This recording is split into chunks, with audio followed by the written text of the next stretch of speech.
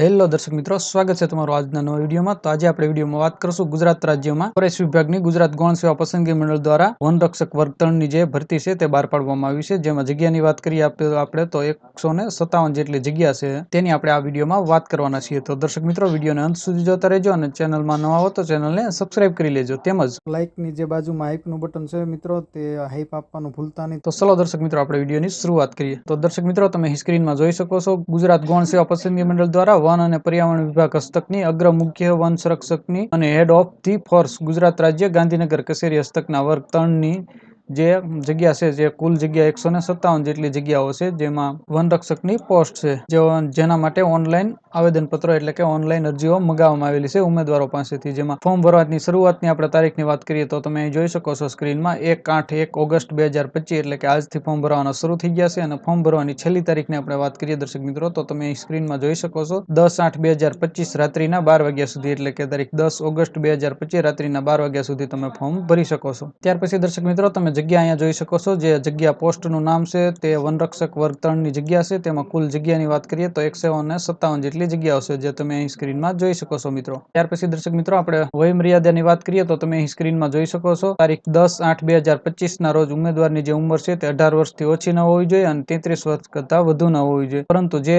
ઉમેદવારો અનામત કેટેગરીમાં આવે છે તેમને અનામતનો જે લાભ છે તે મળવાપાત્ર છે। તેમાં આપણે વાત કરીએ તો સામાન્ય કેટેગરીની શારીરિક અશક્તતા ધરાવતા પુરુષ જે ઉમેદવાર છે તેમને 10 વર્ષની છૂટછાટ છે। તેમજ સામાન્ય કેટેગરીના શારીરિક અશક્તતા ધરાવતા મહિલા ઉમેદવાર માટે 15 વર્ષ તેમજ અનામત કેટેગરીના શારીરિક અશક્તતા ધરાવતા પુરુષ ઉમેદવારને 15 વર્ષની છૂટછાટ છે। તો આમ કેટેગરી વાઇઝ જે છે તે અલગ અલગ છૂટછાટ મળવાપાત્ર છે। ત્યાર પછી દર્શક મિત્રો, આપણે પગાર ધોરણની વાત કરીએ તો તમે અહીં સ્ક્રીનમાં જોઈ શકો છો પ્રથમ 5 વર્ષ માટે પ્રતિ માસ 26,000 ફિક્સ પગારથી નિમણૂક આપવામાં આવશે। ત્યાર ઉપરાંત નિયમ અનુસાર ઉમેદવાર 5 વર્ષના અંતે ઉમેદવારની સેવાઓ સંતોષકારક જણાયથી સંબંધિત કચેરી દ્વારા 7મા પગાર પંચ મુજબ ₹18,000 થી તે ₹56,900 લેવલ 4ના પગાર ધોરણ મુજબ નિયમિત જે નિમણૂક છે તે આપવામાં આવશે। ત્યાર પછી દર્શક મિત્રો, આપણે શૈક્ષણિક લાયકાતની વાત કરીએ તો તમે અહીં સ્ક્રીનમાં જોઈ શકો છો માધ્યમિક અને અથવા ઉચ્ચતર માધ્યમિક શિક્ષણ બોર્ડમાંથી ઉચ્ચતર માધ્યમિક શાળામાં પ્રમાણપત્ર પરીક્ષા પાસ કરેલી હોવી જોઈએ, એટલે કે તમે ધોરણ 12 પાસ હોવા જોઈએ તે ઉમેદવારો આમાં એપ્લિકેશન કરી શકે છે। ત્યાર પછી ફિઝિકલ થોડી ફિટનેસની પણ જરૂરિયાત પડશે, જેની આપણે વાત કરીએ તો ઊંચાઈ છે જે 155 સેન્ટીમીટર હોવી જોઈએ। તેમજ જે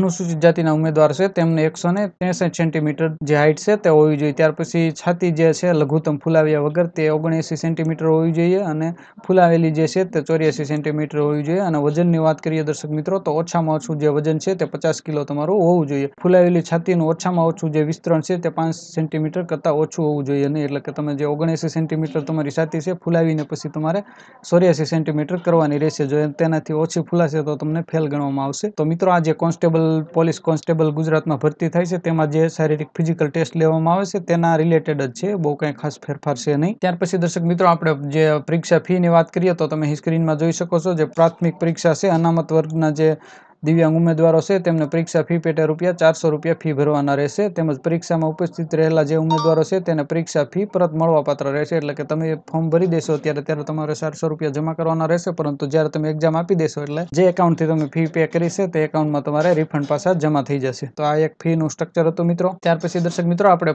પરીક્ષા પદ્ધતિની વાત કરીએ તો તમે સ્ક્રીનમાં જોઈ શકો છો, જે પ્રથમ તબક્કાની હેતુલક્ષી OMR પદ્ધતિથી પરીક્ષા લેવામાં આવશે। બીજા તબક્કામાં જે શારીરિક ક્ષમતાની કસોટી છે તે લેવામાં આવશે। ત્યાર પછી બંને તબક્કામાં જે સફળ ઉમેદવારો થયા છે તેમનું વોકિંગ ટેસ્ટ કરવામાં આવશે। ત્યાર પછી જે ડોક્યુમેન્ટ વેરિફિકેશન છે, ત્યાર પછી પોસ્ટિંગ છે વગેરે કરવામાં આવશે। તો આપણે લેખિત જે પરીક્ષા છે તેના સિલેબસની આપણે વાત કરી લઈએ તો તમે સ્ક્રીનમાં જોઈ શકો છો, જે સામાન્ય જ્ઞાન છે તેમના 25 ટકાવારી આપેલી છે। 25% એટલે કે તેના 25 ક્વેશ્ચન હોય છે, પણ દરેક જે ક્વેશ્ચન છે તેના 2 માર્ક રાખેલા હોય છે, એટલે 25ના ક્વેશ્ચનના 50 માર્ક હોય છે। આમ 100 ક્વેશ્ચનનું પેપર હોય છે અને કુલ એના 200 માર્ક હોય છે। તો આપણે અહીં જે છે તે જોઈ લઈએ, સામાન્ય જે ગણિત છે તે 12.5% પૂછાશે અને ગુજરાતી ભાષા છે તે પણ 12.5% પૂછાશે। ત્યાર પછી કુદરતી જે પરિબળો જેવા કે પર્યાવરણ અને ઇકોલોજી, વનસ્પતિ, વન્યજીવ, પ્રાણી, જમીન, ઔષધિ, છોડ, લાકડા તથા લાકડા આધારિત ઉદ્યોગો જેવા વગેરે બાબતોના 50% એટલે કે 50 ક્વેશ્ચન તેના હશે અને તેના 100 ગુણ હોય છે, એટલે ફોરેસ્ટને લગતું જે કંઈ ભણવાનું છે તે 50 ક્વેશ્ચન પૂછાશે। આમ કુલ 100 ક્વેશ્ચન હશે અને 200 માર્ક છે. ત્યાર પછી જે આમાં ઉમેદવારો છે તે